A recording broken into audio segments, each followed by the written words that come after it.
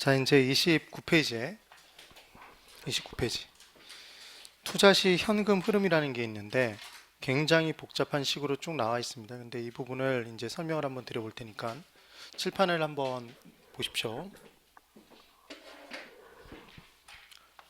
투자를 할 때 기본적인 개념부터 이제 잡고 한번 넘어가 보겠습니다. 부동산은 쌉니까 비쌉니까 일반적으로? 예, 비쌉니다. 뭐 경우에 따라서 싼 것도 있긴 하겠지만, 그래서 부동산은 비싸다, 고가성을 띈다고 얘기를 합니다. 유식한 표현으로 고가성을 띈다. 그럼 부동산은 내 돈만 갖고 투자하기가 쉽다 어렵다? 어렵답니다. 그래서 전체 돈을 마련할 때 내 돈에 남의 돈을 합쳐서 투자를 한답니다. 남의 돈을 줄여서 남돈이라고 한 겁니다. 지금 되십니까? 그러면 이때 내 돈이 1억이고 남의 돈이 2억이라면 전체 돈은 얼마입니까, 여러분? 3억입니까? 3억. 이렇게 나왔답니다. 그러면 이제 우리는 셋으로 쪼개진다는 사실을 안 겁니다. 부동산은 비싸니까 내 돈에 남의 돈을 합쳐서 투자를 하더라. 그래서 내 돈 남의 돈 합친 걸 뭐라고 한다? 전체 돈. 근데 시험 문제가 나올 때 전체 돈은 3억, 내 돈이 1억이면 남의 돈은 얼마입니까? 이렇게 문제를 내겠습니까? 냅니다. 내긴 내는데 이렇게 얘기하면 없어 보이니까 품위를 지키기 위해 이제 내 돈을 두 글자로 뭐라고 얘기를 하냐면 얘를 지분이라고 얘기를 한답니다. 뭐라고 얘기를 한다? 지분. 그 다음 남의 돈을 저당이라고 할 겁니다. 이제 뭐라고 한다? 저당. 남의 돈 저당. 그 다음 전체 돈은 총 투자액, 총이라고 이제 얘기를 할 겁니다. 그럼 결국 우리가 아까 투자 시에 세 가지가 중요하다고 얘기를 했었는데 투자액이 얼마인지, 투자 수익률이 얼마인지, 투자 수익이 얼마인지 이게 중요하다고 얘기를 한 겁니다. 개념이. 그러면 투자액의 종류는 몇 가지가 있을 것 같습니까? 우리가 공부하는 투자액의 종류. 몇 개? 3개. 지금 고가성을 띄어서 3가지로 구분된다고 얘기를 했었는데 굳이 얘기를 해보면 그러면 투자액은 내 돈을 이제 무슨 투자액? 지분 투자액. 남의 돈은 저당 투자액. 합치면 총 투자액. 그럼 수익률의 종류가 3가지겠네? 수익률도. 내 돈의 수익률은 지분 수익률, 남의 돈의 수익률, 저당 수익률, 전체 돈의 수익률, 총 수익률. 그럼 수익의 종류도 셋. 내 돈의 수익은 지분 수익, 남의 돈의 수익, 저당 수익, 전체 수익은 총 수익. 그러면 총 투자액이 3억일 때 지분 투자액이 1억이면 저당 투자액은 2억입니다. 그럼 얘는 돈이다, 돈이 아니다? 돈 더하기 빼기가 된다, 안 된다? 됩니다. 그럼 전체 돈의 수익이 3천만 원일 때 내 돈의 수익이 1,500만 원이면 저당 수익은 얼마입니까? 부동산에서 나오는 전체 수익이 3천만 원일 때 내 돈의 수익이 그 중에 1,500만 원이면 남의 돈의 수익은 1,500. 네. 그럼 반대로 내 돈의 수익 1,500, 남의 돈의 수익이 1,500. 그럼 전체 돈의 수익은 3천. 수익 돈이다, 돈이 아니다? 돈. 얘도 더하기 빼기가 된다, 안 된다? 됩니다. 그런데 이번에는 내 돈의 수익률이 12% 수익률입니다. 남의 돈의 수익률은 8% 수익률입니다. 그럼 총 수익률을 20% 수익률이라고 얘기할 수 있습니까? 얘 없답니다. 얘 왜 없냐면 수익률은 돈이다, 비율이다? 비율입니다. 비율끼리는 더하기 빼기가 된다, 안 된다? 얘는 더하기 빼기가 안 되는 겁니다. 그럼 내 돈의 수익률이 12%고 남의 돈의 수익률이 8%면 전체 돈의 수익률은 얘를 2로 나눠서 10%라고 얘기하면 됩니까? 네. 얘도 안 된답니다. 왜 안 되냐면 지금 무슨 말씀을 드리고 있냐면 내 돈의 수익률이 12%, 남의 돈의 수익률이 8%라면 이제 전체 돈, 내 돈과 남의 돈의 수익률, 총 수익률은 둘을 평균 내면 될 것 같은데 얘를 2로 나눠버리면 어떤 일이 발생하냐면 내 돈과 남의 돈의 비율이 꼭 1대 1로 투자돼야지만 똑같은 비율로 하는 이런 평균을 산술평균이라고 하는 겁니다. 그런데 우리가 부동산에 투자할 때 내 돈이 1,000만 원, 남의 돈이 9천만 원. 2천만 원, 8천만 원, 9천만 원, 1천만 원 이 비율은 달라질 수 있는 겁니까? 가중치가 달라질 수 있는 거네. 그래서 만약에 이때 지분이 6천만 원이고 저당이 4천만 원이라면, 만약 그렇다면 이때 수익률이, 내 돈의 수익률이 12%, 남의 돈의 수익률이 8%라면 내 돈의 수익률에는 무게를 전체 중에 60%를 실어주면 됩니까? 전체 몇 억 중에? 1억 중에 6천만 원은 60%네. 얘는 40%네. 그럼 얘 12%에 60%의 가중치를 실어주면 0.6을 곱하면 되더라. 그럼 몇 프로? 7.2%. 그럼 8%에는 몇 프로의 가중치를? 40%, 0.4를 곱해주면 3.2%. 더하면 몇 프로입니까? 10.4%가 된다. 고로. 여기서 핵심. 세 가지로 쪼개는데 중요한 건 역시 세 가지. 투자액, 수익, 수익률이 있을 때 투자액 돈, 수익도 돈, 더하기 빼기 된다. 수익률은 비율, 더하기 빼기가 된다, 안 된다? 안 된다. 그래서 총 수익률의 계산은 내 돈의 수익률과 남의 돈의 수익률을 더해서 구하면 된다? 안 된다. 그냥 둘을 더해서 2로 나누면 된다? 안 된다. 1대1로 무조건 투자되는 게 아니니까. 그럼 그 각각의 비중을 더해서 평균하는 무슨 평균으로 구해야 된다? 산술 평균이 아닌 가중 평균치로 구해줘야 된다. 그래서 나중에 공부해 보면 우리가 공부하는 건 다 가중 평균합니다. 다 가중 평균. 여기까지 나온 겁니다. 그래서 이제 내용이 여기까지 정리가 된 겁니다. 얘는 나중에 자세히 공부할 겁니다. 지금은 몇 가지로 쪼개져 있다만 기억하면 된다. 몇 가지? 세 가지로 쪼개져 있다는 것. 그 다음 중요한 게 몇 가지가 있다? 세 가지. 그 중에 수익률만 비율이니까 더하기 빼기를 바로 하면 안 되는 것이다. 가중평균에서 구한다 이겁니다. 그럼 투자는 누가 한다고 그랬습니까, 여러분? 투자자가? 그럼 투자자는 몇 명이 있을 것 같습니까? 이거 3명이라고 얘기하면 안 됩니다. 몇 명? 2명. 내 돈을 갖고 투자하는 무슨 투자자와? 지분 투자자와 남에게 돈 빌려줘서 투자하는 저당 투자자가 있다. 이렇게 얘기를 하는 겁니다. 무슨 투자자, 무슨 투자자? 지분 투자자와 저당 투자자.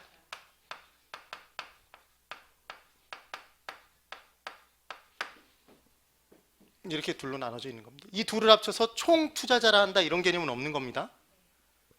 네. 그럼 이제 여기를 잘 보십시오. 우리가 부동산에 투자를 하면 기본적으로 뭘 목적으로 투자를 하는 거냐면 임대 수입을 목적으로 투자를 합니다. 무슨 수입을? 임대 수입을 목적으로 투자를 하는 겁니다. 그럼 저당 투자자는 지분 투자자인 우리가 투자를 할 때 돈을 빌려줌으로써 임대 수입을 목적으로 하는 겁니까? 이자 수입을? 이자 수입을 목적으로 하는 겁니다.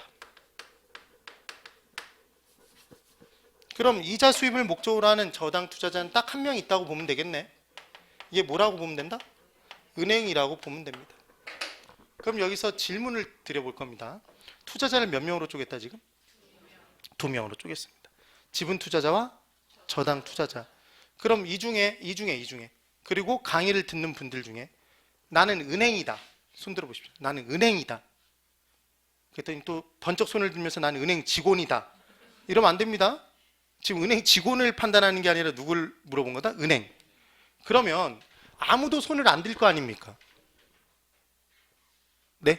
그 말은 우리 모두는 다 무슨 투자자입니까?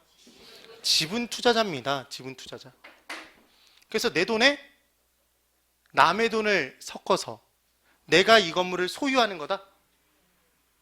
그래서 제일 중요한 포인트는 뭐냐면 A라는 사람이 국민은행에서, 또 국민은행이라고 하면 안 되니까 국민은행에서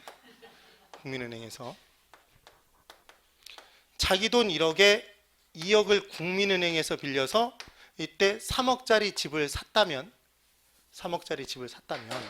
이 집은 거실은 A의 소유고 부엌과 안방은 국민은행 소유입니까? 아닙니다. 다 누구 소유입니까? A의 소유다. 그래서 앞으로 우리는 소유하는 사람은 무슨 투자자라고 한다? 지분 투자자라고 하는 겁니다. 그래서 실제로 어떤 회사의 지분을 갖고 있다 그러면 그 지분만큼의 회사를 소유하고 있는 겁니까? 지분 비율만큼. 그래서 제가 선창 때리면 후창 때립니다. 지분을 소유한다. 그래서 앞으로 소유하는 형태다 그러면 걔는 저당형이다, 지분형이다. 지분형이라는 걸 꼭 기억을 해두셔야 됩니다. 그 다음 저당 투자자는 딱 누구 하나밖에 없다? 은행 하나밖에 없다는 걸 기억하십시오. 그럼 지분 투자자인 우리 전부 다 지분 투자자니까 투자론을 공부할 때 지분 투자자 입장에서 판단하는 내용을 공부하겠습니까? 저당 투자자 입장에서 판단하는 내용을? 지분 투자자 입장에서? 그럼 지분 투자자는 뭘 목적으로 투자를 하는 거다? 부동산에?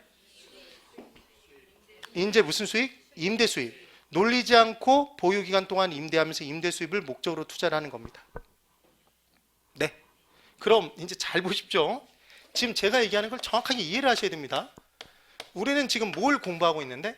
투자 이론, 투자론을 공부하고 있는데 투자는 누가 하는 거다? 투자자가. 근데 투자자 중에 우리는 무슨 투자자니까? 지분 투자자니까 앞으로 부동산 투자의 목적이 무엇입니까? 그러면 투자 목적이 무엇입니까? 그러면 뭐라고 해야 된다? 얘가 투자 목적인 겁니다. 무슨 수입이? 임대 수입. 그럼 보유기간 중에 임대 수입이 발생합니까? 샀을 때 임대 수입이 발생합니까? 팔았을 때 임대 수입이 발생합니까? 보유기간 중에 놀리지 않고 임대하면 발생하는 게 임대 수입이다? 네. 그럼 투자는 목적이 뭐고? 임대 수입이고 임대 수입은 언제 들어오니까? 보유기간 중에 들어오니까 보유기간이 주가 되면 걔는 뭐고? 투자고 임대 수입이 주가 되는 건 뭐고? 투자고 임대 수입에 아무런 관심이 없고 싸게 사서 비싸게 파는 것 양도 차익만 목적이 있다면 걔는 투자라고 한다? 투기라고 한다? 투기라고 하는 겁니다. 그럼 보유기간이 중심이 안 되면 걔는 뭐가 아니네? 투자가 아니란 얘기입니다. 여기까지는 되십니까? 개념을 그렇게 잡는 겁니다. 그런 식으로 얘기를 하는 것이다. 그러면 이제 칠판을 잘 보고 대답을 해보셔야 됩니다. 임대 수입이 지분 투자자의 목적이라고 얘기를 한 겁니다. 그럼 임대 수입이 들어오면 지분 투자자는 임대 수입을 다 누립니까? 제대로 임대하기 위해 들어가는 경비가 있습니까? 경비가 있다? 건물이 있으면 그 건물 관리비 등 들어갈 겁니다. 유지 수선비 등. 그 다음 건물을 갖고 있으면 재산세 나갑니까? 그럼 걔들도 다 경비겠네? 관련 경비일 거 아닙니까? 그러면 이때 임대 수입을 통째로 손에 진다? 경비 빼고 손에 진다? 경비를 빼고 손에 집니다. 우린 누구 입장에서 판단하고 있다? 지분 투자자 입장에서. 그러면 이제 경비 뺀 돈을 다 통째로 손에 누립니까? 남의 돈 갚아야 됩니까? 지금 비싸서 남의 돈 빌렸다며. 그럼 남의 돈 갚습니다. 그럼 저당을 갚겠습니다. 물론 저당 이자를 갚겠지. 저당을 갚을 겁니다. 그럼 이 저당 이자를 저당 투자자가 같이 갚아줍니까? 지분 투자자 혼자 갚는다? 지분 투자자 혼자 갚는 겁니다. 얘 빼고 손에 지겠네. 그러면 이번에는 1년 내내 해준 거 하나도 없었지만 때만 되면 나타나서 뽑아가는 게 있다. 뺏어가는 게 있네. 세금. 그럼 세금을 이 임대 수익 관련해서 소득이 있으니까 내는 세금을 저당 투자자인 은행이 같이 부담해 줍니까? 누구 혼자 부담한다? 지분 투자자 혼자. 그럼 뭐 빼고? 세금까지 빼고 손에 집니까? 손에 지겠네. 그러면 지분 투자자는 세금까지 뺀 수익이 세금을 뺀 후의 수익이면 세후 수익이네. 크면 투자하고 작으면 투자하지 않는다 라고 얘기하는 게 합리적입니까? 임대 수입이 그냥 크니까 들어오는 돈이 크니까 투자하면 합리적이라고 얘기를 해야 됩니까? 임대 수입이 크니까 투자한다고 얘기하면 안 되겠지? 왜냐하면 임대 수입이 지금 임대 수입이 예를 들어 1년에 1억인데 이 건물이 엄청나게 노후화가 진행된 건물이라 수선 비용이 엄청나게 들어서 만약에 6천만 원 나가버렸습니다. 경비로. 그럼 4천만 원 남았는데 은행에서 높은 이자로 돈을 빌려서 저당 나가는 돈이 3천만 원 나갑니다. 세금 500 빼고 예를 들어 남는 돈이 500밖에 없으면 투자하면 된다 안 한다? 안 된다? 그러니까 중요한 건 지분 투자자인 우리는 들어오는 돈 임대 수입만 따지면 됩니까? 나가는 돈의 크기도 고려해야 된다. 나가는 돈의 크기도 고려해야 됩니까? 네. 그럴 겁니다. 그래서 이제 외우는 겁니다. 제가 선창을 때리면 무창을 때려 주셔야 됩니다. 제가 선창 때리면 무창 때립니다. 경저세를 뺀다. 예. 경저세. 경이 뭡니까? 경비. 저당. 세금. 순서대로 빼는 겁니다. 왜 제가 이걸 외우라는 말씀을 드리냐면 이렇게 계속해서 빼기 때문에 똑같은 내용들로 저 내용이 따라 나오는 겁니다. 기억을 하십시오. 그럼 얘를 가지고 이제 들어가 볼 겁니다. 따로 적을 필요가 없는 게 거기 다 적혀 있으니까.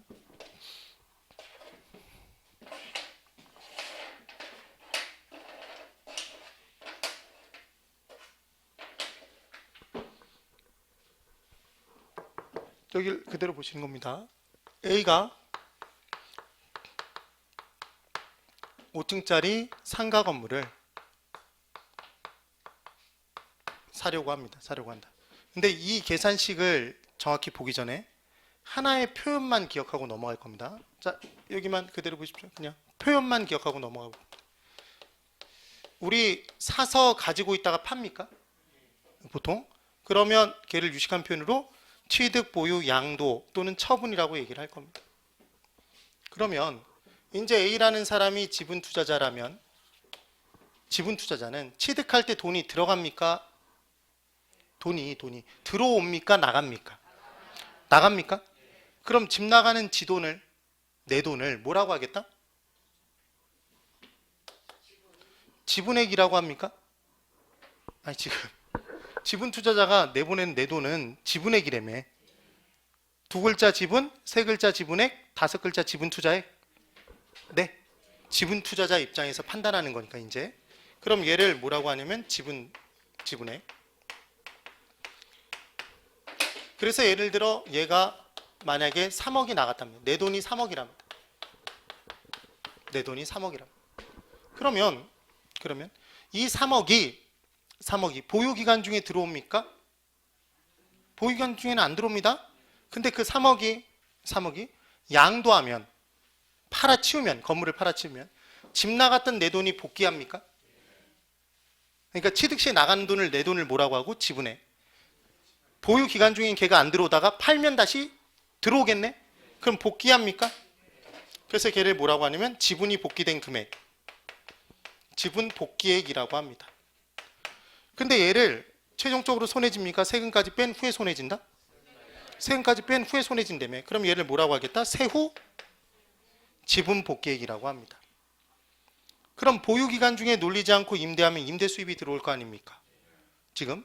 그럼 보유기간 중에 임대 수입도 세금을 뺀 후 세후 현금 수지로 계산을 한다. 그럼 현금의 수입에서 지출을 뺀 것 얘는 수익입니까? 결국은 세후 수익이겠네.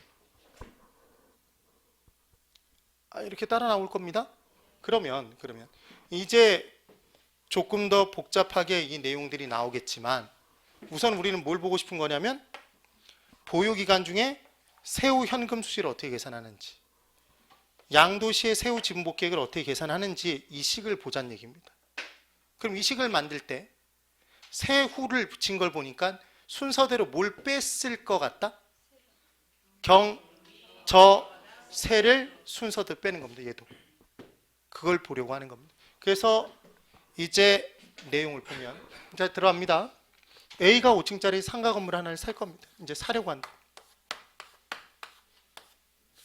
1, 2, 3, 4, 5층입니다. 그러면 우리는 이 건물에서 1년간 가능한 총 임대 수입을 계산해 볼 수 있습니까? 이거 어떻게 계산하면 되냐면 단위당 한 층당 예상 임대료가 있을 거 아닙니까? 근데 얘가 보통 뭘로 주냐면 월 단위로 준답니다. 근데 우리가 투자의 단위를 언제로 끊냐면 보통 1년 단위로 끊습니다. 그럼 얘를 1년으로 만들려면 뭘 곱해줘야 됩니까? 12를 1년 12월이니까. 그럼 얘는 딱 곱하는 순간 연간 단위당 예상 임대료입니까? 네. 그럼 얘를 딱 계산하면 얘는 한 층만 나온 거네. 그럼 얘를 전체로 고치고 싶으면 여기다 뭘 곱해야 된다? 단위수? 층수를 곱해줘야 되겠네. 그럼 얘를 딱 곱한 순간 이제 뭐가 되냐면 연간 가능한 총소득이 나온다 이겁니다. 그럼 이렇게만 봐서는 금액이 딱 달라붙지 않으니까 얘를 한번 실제로 들어가 보면, 계산해 보면, 제가 항상 이 건물 얘기를 하는데 이 건물은 보기만 해도 환상적인 건물이라는 걸 이제 알게 됩니다. 이쪽 보십시오. 이 건물의 한 층의 예상 임대료가 얼마냐면 1,000만 원이랍니다. 월에 1,000만 원. 그럼 얘기는 얼마를 곱해줘야 됩니까? 12를 곱해야 연간 한 층의 임대 수입이 나올 겁니다. 그럼 얘는 얼마다? 1억 2천만 원. 몇 층짜리 건물? 5층짜리 건물. 그럼 얘는 몇 억? 6억. 그럼 이 건물의 매매가가 6억입니까? 1년 임대 수입이 6억입니까? 1년 임대 수입이? 그럼 이런 건물 하나 있으면 공부한다 탱자 놀아야 된다. 물론 이 건물이 있음에도 불구하고 공부하는 분이 있겠지만 탱자 놀아야 됩니다. 꼭 누구한테 연락해서? 저한테 연락해서 같이 놀 수 있는 그런 마음이 필요합니다. 됩니까?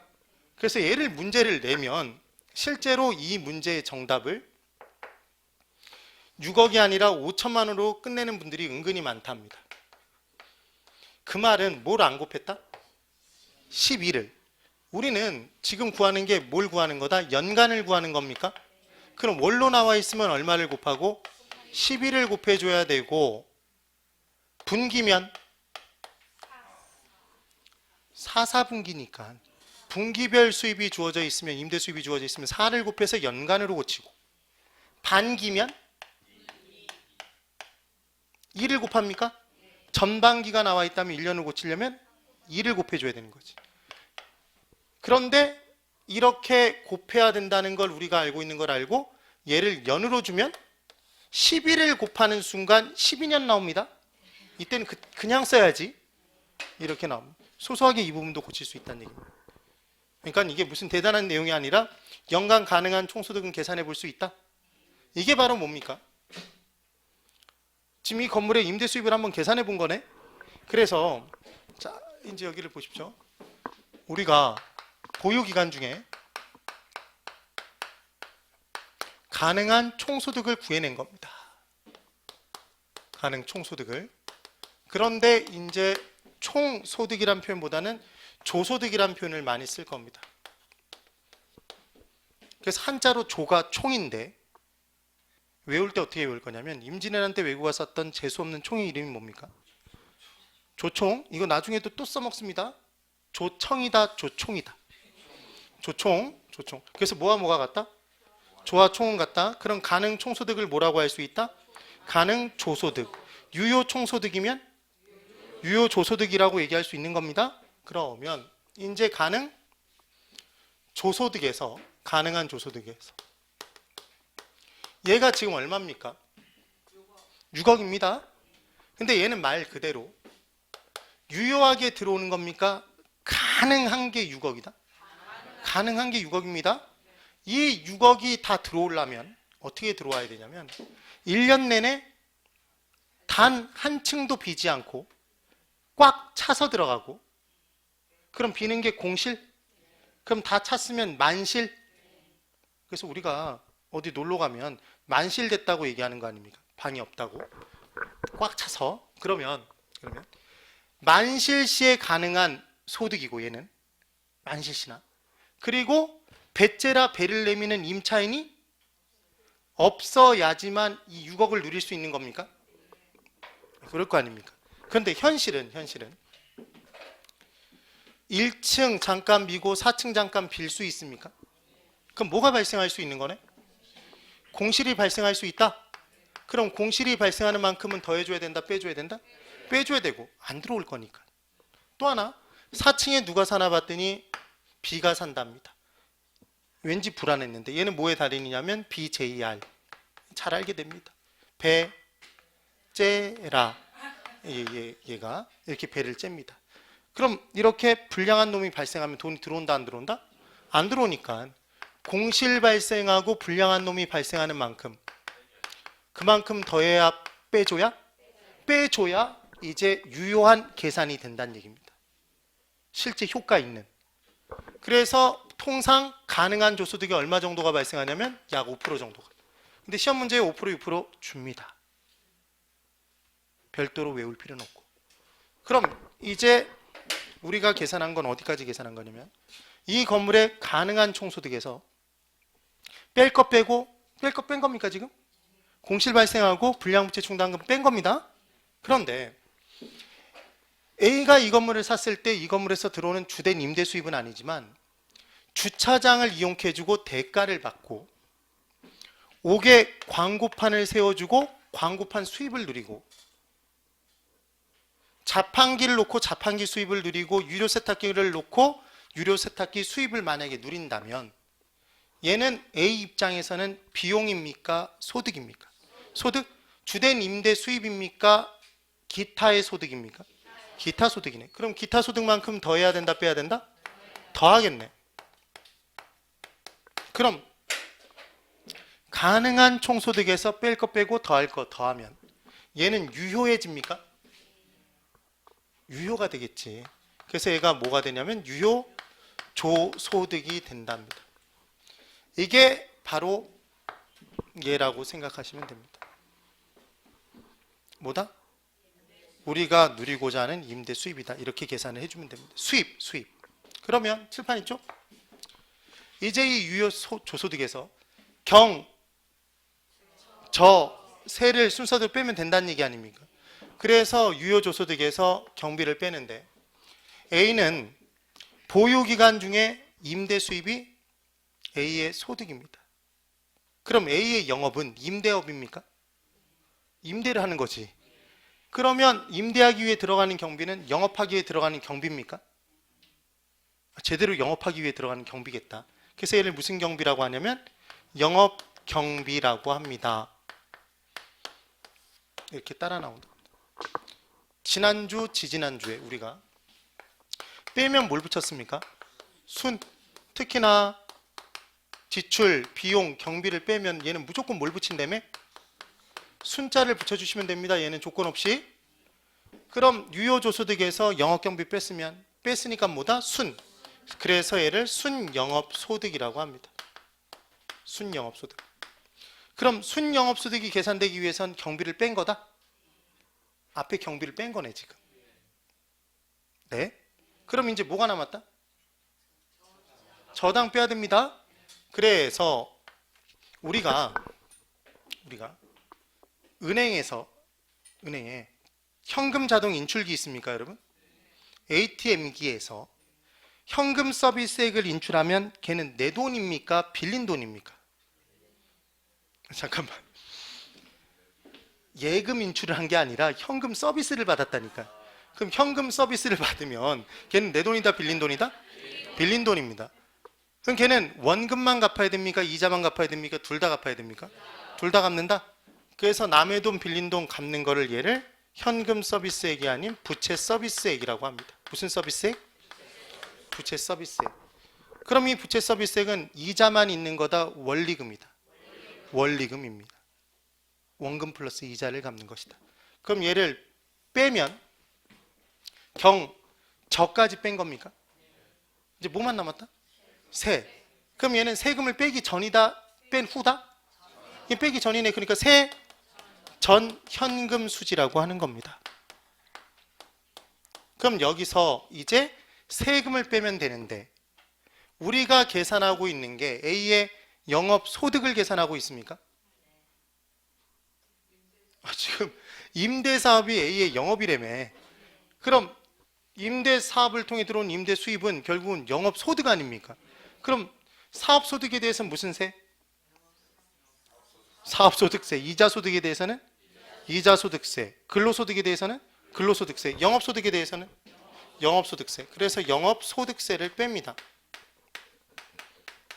그럼 얘를 빼면 이제 세금까지 뺐으니까 뭐가 된다? 세후 현금 수지가 됐습니다. 그럴 거 아닙니까? 그럼 이게 최종적인 식입니까? 맞다니까. 그럼 이 식을 외워야 되겠습니까? 안 외워도 된다? 외워야 됩니다. 죽어라고 시험 문제 나오니까.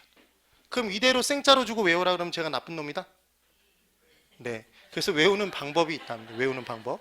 외우는 방법이 뭐냐면 얘는 가능한 놈에서 뺄 거 빼고 더할 거 더하면 된다. 여기까지는 다 아니까. 이 부분만 외울 수 있으면 된다는 겁니다. 그래서 이렇게 글자들을 따서 외울 겁니다. 읽어보십시오. 조선 전후. 네. 예전에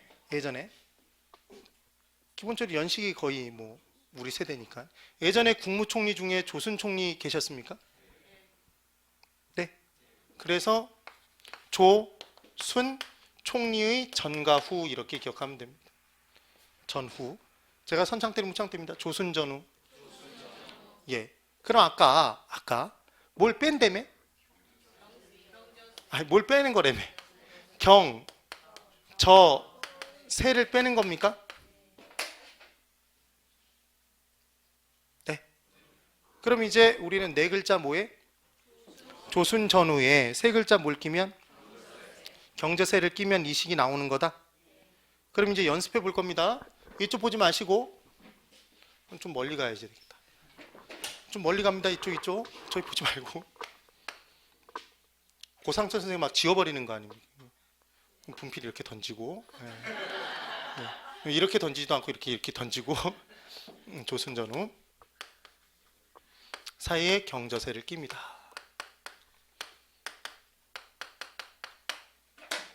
자, 합니다.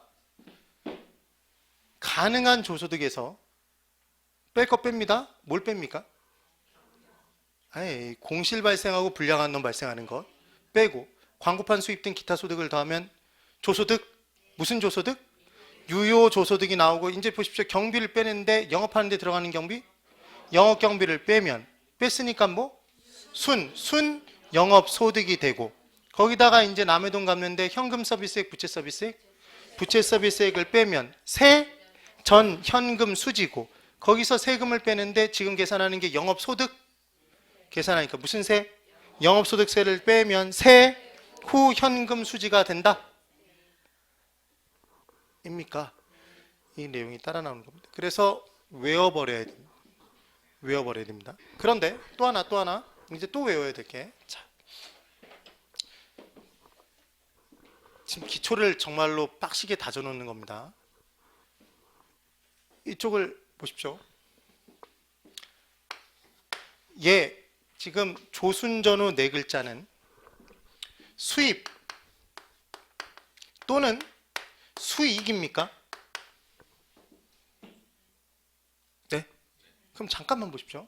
제가 이렇게 적었다는 얘기는 수입과 수익은 같은 거다, 다른 거다?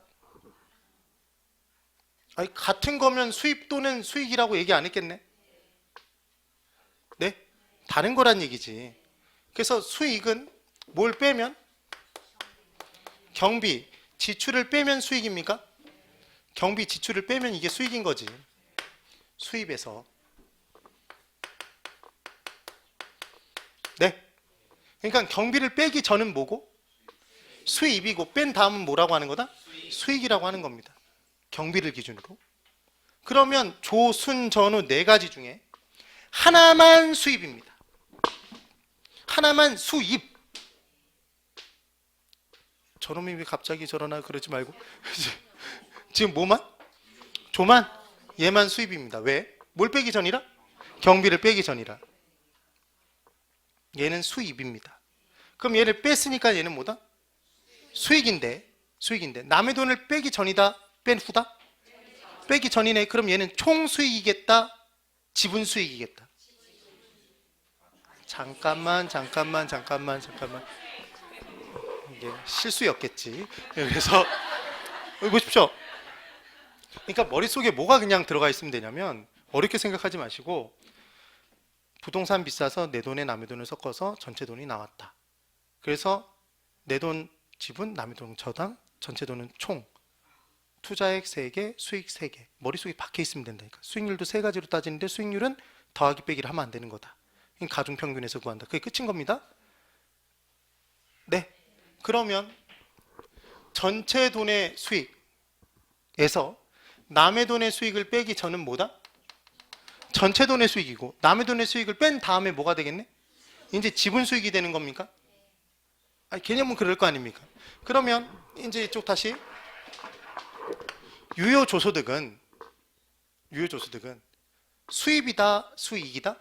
수입인 거고 영업 경비를 빼기 전이니까 얘들은 수익인 겁니다.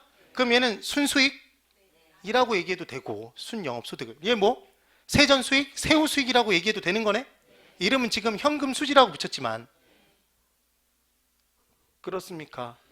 이 내용들이 따라 나온 거지. 근데 이 순영업소득이 지분수익이다 그러면 틀린 거네? 왜? 남의 돈의 수익을 빼기 전이니까. 저당 이자가 수익이지 않습니까? 남의 돈의 수익.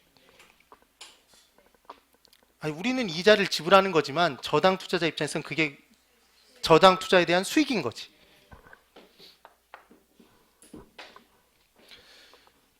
그렇습니까? 이걸 딱 기억을 정확하게 해놔야 되는 겁니다. 그러면 순영업소득은 총수익이더라. 이걸 이해해 주시면 되고, 그럼 다시 수입과 수익은 투자액이 없으면 있을 수 있습니까? 투자액이 없는데 수입 있을 수 없고 수익도 있을 수가 없는 겁니다. 그러면 투자액과 이 조순전후를 연결시켜 줄 수 있겠네? 각각. 그런데 이제 중요한 건 우리는 무슨 투자자니까? 지분 투자자니까 지분 투자액만 따지거나 아니면 남의 돈 합친 총 투자액의 크기를 따지겠지. 저당 투자액만 따로 별도로 따지진 않는답니다. 무슨 투자자니까? 지분 투자자니까. 그럼 이 투자액은 총 투자액이거나 지분 투자액을 각각의 수입별로 연결을 시켜주면 될 거 아닙니까? 이 연결시키는 문제가 시험에 나옵니다. 이게 시험에 나온답니다. 그럼 얘를 외워야 된다, 외우지 않아야 된다? 외워야 됩니다. 그런데 자, 먼저 외우기 전에 왼손을 이렇게 뻗어보십시오. 왼손. 거의 다 왔습니다. 거의 다 왔다. 왼손은 이제 지분인 겁니다. 오른손은 저당입니다. 합쳐보십시오. 그럼 얘는 뭡니까? 총 투자액. 여기서 남의 돈을 빼기 전은 뭐다? 남의 돈 빼기 전에 총 투자액이지. 그럼 남의 돈 빼보십시오. 그럼 뭐만 남는다? 빼고 해야지, 빼고. 남의 돈 빼면 지분 투자액. 그렇습니다. 그러면 이 식에서 남의 돈 빼는 게 뭡니까? 부채 서비스액이라며. 아, 이게 지금 남의 돈 빼는 거 아닙니까? 그럼 유효조소득과 순영업소득은 남의 돈을 뺀 후다 빼기 전이다?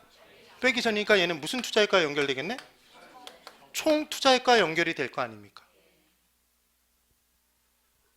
네. 총 투자액과 연결이 될 겁니다. 얘 둘은. 그럼 세전과 세후는 뭘 뺀 후니까?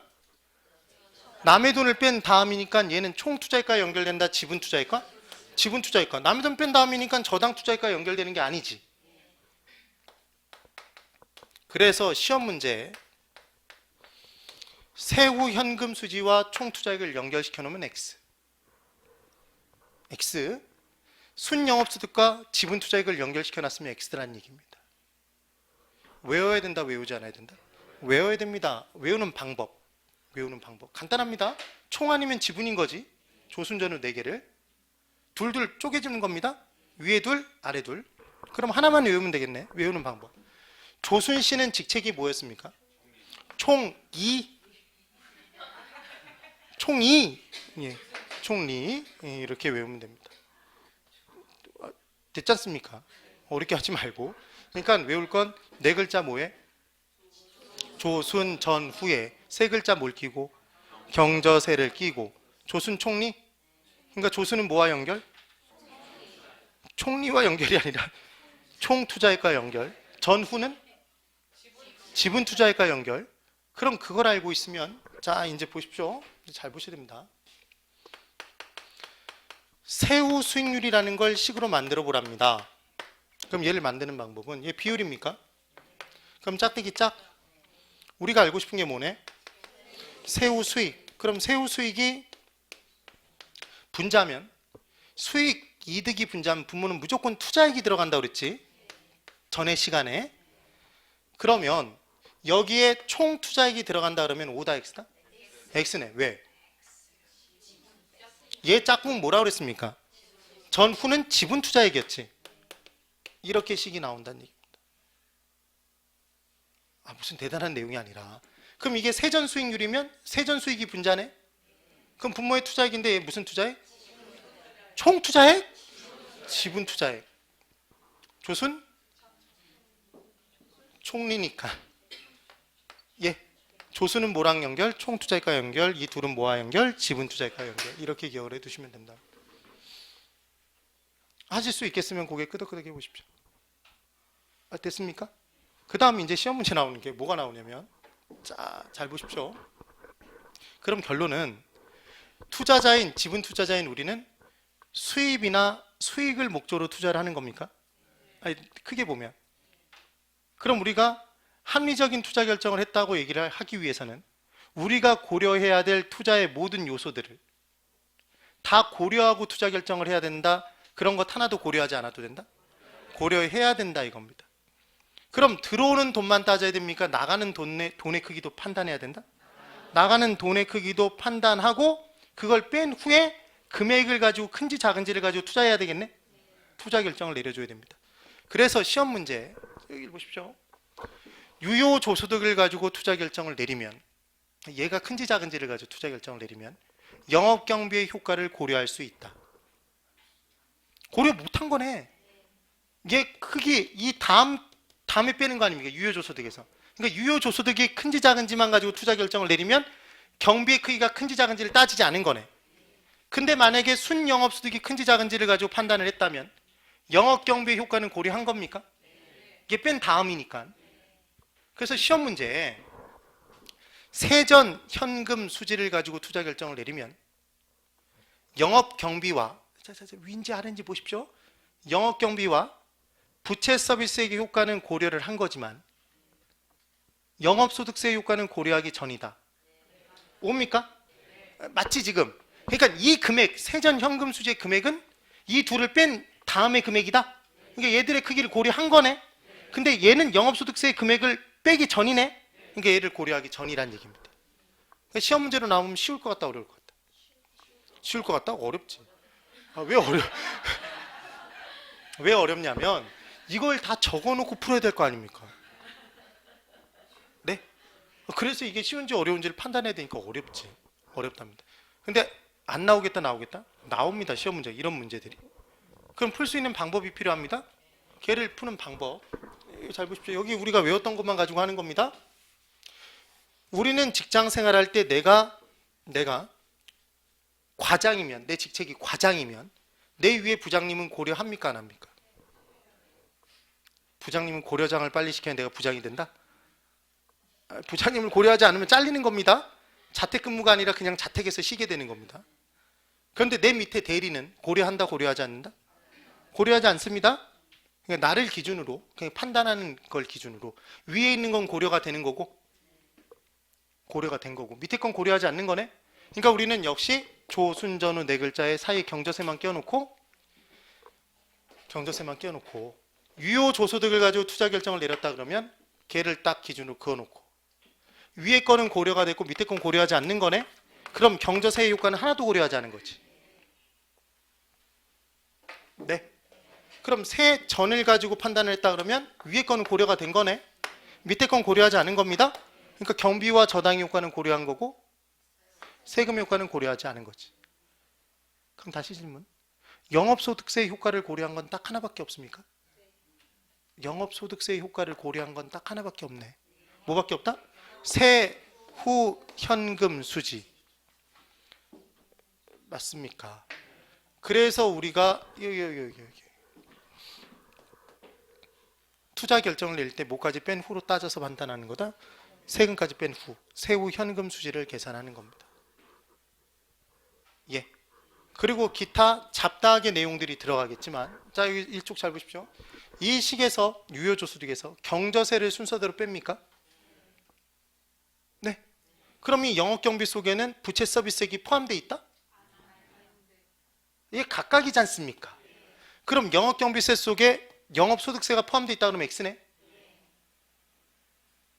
그게 문제였답니다. 네. 그 다음 이 영업경비는 취득시의 경비입니까? 보유기간 중의 경비입니까? 양도시의 경비입니까? 보유기간 중의 경비인지 어떻게 알았다? 우리 지금 어느 기간 중에? 보유기간 중에 임대 수입부터 시작해서 얘 계산 뽑아내고 있습니까? 세후 현금 수지를. 그러니까 지금 이 영업경비는 어느 기간 중? 보유기간 중 제대로 임대하기 위해 필요한 경비인 거다? 그러니까 취득세는 안 들어가겠네? 왜? 취득시의 경비니까. 이게 시험 문제에 이 영업경비에 포함되는 것과 포함되지 않는 걸 문제로 낸다니까. 그런 문제가 왜 나오는지 이해를 해야 될 거 아닙니까? 그냥 푸는 게 아니라. 그럼 이 영업경비에 양도소득세 안 들어가겠네? 왜? 양도시 들어가는 경비니까 걔는. 보유기간 중의 경비를 따지는 거니까. 그럼 이 영업경비 속에는 공실 및 불량부채 충당금 들어가지 않겠네? 아니 만약에 공실 및 불량부채 충당금 여기에 들어가면 두 번 빼는 거지. 그러니까 위에서 빼거나 아래에서 뺄 놈들은 여기에 들어가면 안 되지. 네. 그래서 영업경비에 부채서비스액, 영업소득세가 포함된다 그러면 걔는 X인 겁니다. 영업경비에 공실 및 불량부채 충당금이 들어간다 그러면 걔는 X가 되는 겁니다. 네. 그런 내용들이 되는 겁니다. 그 다음 이 부채서비스액에 이자만 계산된다 그러면 X네. 원리금이 들어가야 됩니다. 여기서 질문. 이거 맞히면 정말 대단한 분. 원리금 계산하려면, 원리금 균등 상환액을 계산하려면 뭐 곱합니까? 화폐 시간가치 계수 6개 중에? 그랬더니 그게 뭐지? 그걸 계산했었나? 우리가 공부했었나? 이거 제가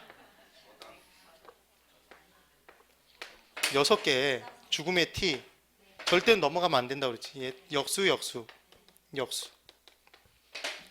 일시불의 미래가치계수, 일시불의 현재가치계수. 전 시간에 공부하고 지난주 연금의 미래가치계수, 연금의 현재가치계수. 오늘 처음 오신 분들을 위해서 지금 지지난주 계속 공부하신 분은 대답을 잘 해주셔야 됩니다.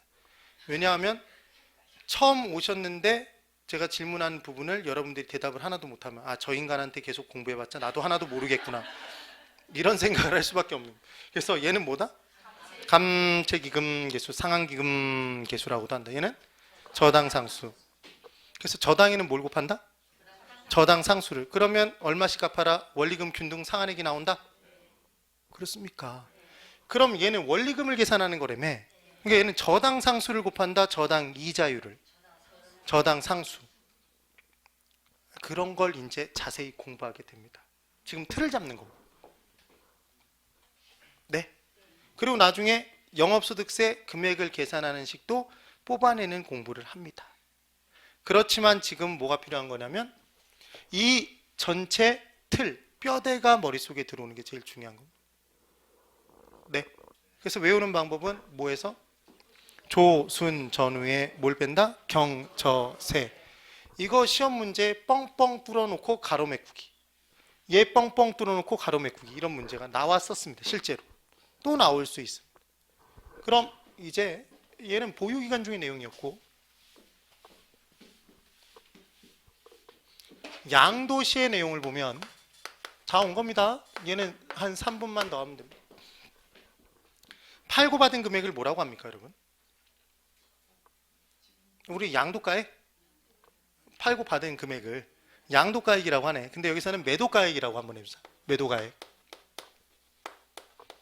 그럼 팔고 받은 금액에서 얘 통째로 손해집니까? 빼고 손해진다?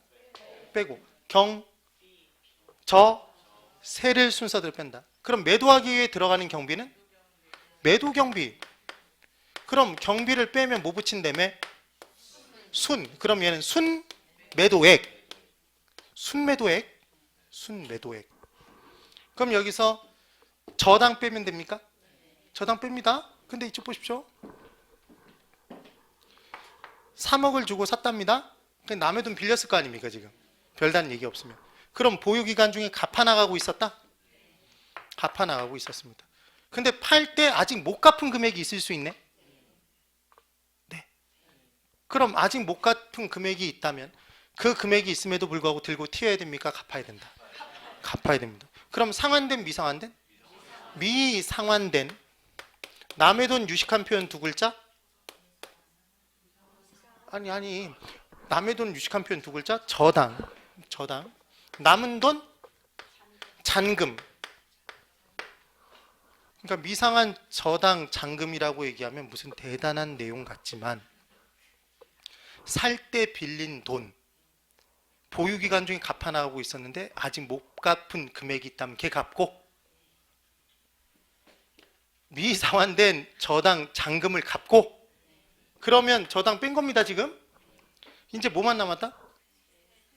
경, 저, 세. 그럼 세금을 빼기 전이네. 그럼 세, 전. 아까 집 나간 돈이 다시 들어오는 걸 뭐라고 한다며? 지분 복귀액. 그러니까 얘는 세전 지분 복귀액이겠네. 그럴 거 아닙니까, 여러분? 그리고 여기서 이제 세금 뺍니다. 경조세 똑같다니까. 그럼 얘는 자본가치 증가를 통한 이득에 대해서 세금을 때린다 그래서 자본이득세를 빼면 얘는 세후 지분복귀액이 되는 겁니다. 그래서 시험 문제에 얘 순서를 바꿔서 문제 내거나 빵빵 뚫어놓는다 이겁니다. 실제로 나온 문제라니까. 그럼 얘 풀 때 뭐만 알면 경, 저, 세만 알면 이 순서를 헷갈리지 않겠네. 그럴 거 아닙니까? 그럼 자본이득은 뭐냐면 자본이득은 자본가치 증가를 통한 이득입니다. 그럼 자본가치 증가를 통한 이득을 따지려면 자본가치가 두 개가 나와야 됩니다. 비교를 해야지. 네. 그럼 취득, 보유, 양도시 사면 한번 금액 나옵니까? 샀을 때 금액이 나오겠지. 그래서 만약 1억 주고 샀습니다. 그럼 취득 시에는 자본가치가 하나다 둘이다? 하나네. 하나. 1억 하나인 겁니다. 산값 하나. 그럼 보유기간 중에는 자본가치가 둘입니까? 하나입니까? 아직도 보유기간 중에 하나지. 산값 하나만 있겠지. 그때 팔 때 1억 5천 받고 팔았습니다. 그럼 자본가치가 둘이네. 이 부동산에 자본가치가 둘인 거지. 가치가 둘. 그럼 이 둘을 비교할 수 있다? 그럼 보유기간 중에 자본가치 증가가 일어났습니까? 일어나지 않았다? 일어났네. 얼마만큼? 5천만 원만큼. 그럼 자본이득은? 5천만 원. 플러스 5천만 원, 마이너스 5천만 원. 플러스 5천만 원. 되십니까? 그럼 질문. 자본이득은 보유기간 중에 누릴 수 있다. X네. 자본이득은 언제 누리는 거다? 자본가치 증가를 통한 이득은 자본가치가 두 개가 나왔을 때네. 상값만 있을 때다. 판값도 있을 때. 판값도 있을 때. 양도시 따질 수 있는 거는. 네. 그럼 얘는 영업소득을 통한 이득입니까? 보유기간 중에. 그래서 보유기간 중에를 소득이득. 얘를 자본이득이라고 하는 거다. 그럼 이쪽 잘 보십시오. 얘가 5천만 원일 수 있습니까? 가치가 떨어졌을 수 있겠지. 그럼 자본이득이 마이너스 5천만 원? 그럼 당연히 세금을 낸다 안 낸다? 안 내겠네. 개념은. 이렇게 따라 나올 거야. 그러니까 얘를 왜 자본이득세라고 부르는지 이해가 된다? 자본가치 증가를 통한 이득이니까 말 그대로. 돈 주고 넣어놨더니 아무 짓 안 해도 돈의 가치가 올라간 거 아닙니까? 그래서 자본이득에 대한 세금, 자본이득세. 이거 영업소득세라고 얘기하면 X인 거네. 이렇게 정리가 되는 겁니다. 그래서 순서대로 경, 저, 세를 빼나가면 됩니다. 그래서 많은 내용이 이 중간중간에 남아있느냐? 그렇지 않습니다. 거의 대부분 다 한 겁니다. 네. 저를 보십시오. 우리가 학개론 시간에 부동산 학개론에서 가장 어렵다는 부분들만 뽑아서 지금 수업을 하고 있습니다. 쉬운 것만 하고 있는 게 아니라 가장 어렵다는 부분만. 근데 들어보시면서 눈빛이 길을 잃으신 분은 별로 없는 것 같습니다. 만약에 길을 잃었다 싶으면 다시 꼭 돌려보시는 겁니다. 그럼 몇 번만 돌려보면 분명히 길을 다시 찾게 됩니다. 잘 알 수 있습니다. 많이 어려운 내용이 아니라 우리가 경험했던 걸 유식한 학문으로 표현한 것 뿐이니까. 유식한 말로. 그 본질이 뭔지를 아는 게 제일 중요한 겁니다. 안 놓치고 계속해서 출석만 잘해주시면 제가 수업을 듣는 것만으로 70점 이상을 보장해 드리겠습니다. 근데 수업 시간에 와서 대답을 립싱크라도 해야 됩니다. 자꾸 유체 이탈을 경험하면, 몸은 여기다 두고 정신을 다른 데로 보내면, 자식한테 보내고 남편한테 보내고 이러면서 공부를 하면 그거는 책임을 못 지지만, 계속 몸과 마음이 강의실에 있다면, 모니터를 계속 보고 계시다면 무조건 70점 이상은 보장합니다. 왜냐하면 똑같은 내용들이 나오니까, 똑같은 유형으로 나오는 게 아니라 정해져 있는 겁니다. 본질을 깨닫는 게 제일 중요합니다. 힘내서 끝까지 하는 게 중요한 겁니다. 우린 100m 달리기를 하는 게 아니라 마라톤을 하는 겁니다. 지금은 기초 체력을 정말 맷집을 키우고 있는 단계라고 생각하시면 됩니다. 힘내시고 연말에 여러 술자리들이 있겠지만 한 잔 덜 마시고 다음날 꼭 올 수 있는 그런 게 필요합니다. 먼저 출발한 사람 합격률이 훨씬 더 높아집니다. 잘 오신 겁니다. 1월 달에 오신 분보다는 합격률이 좀 더 높습니다. 사실상. 네, 제가 27회라고 하면 뭐라고 대답하셔야 됩니까? 합격, 힘차게. 다음 주는 감정평가의 방식, 3방식 6방법에 대해서 공부를 해볼 겁니다. 27회! 예, 대단히 수고 많으셨습니다. 수고하셨습니다.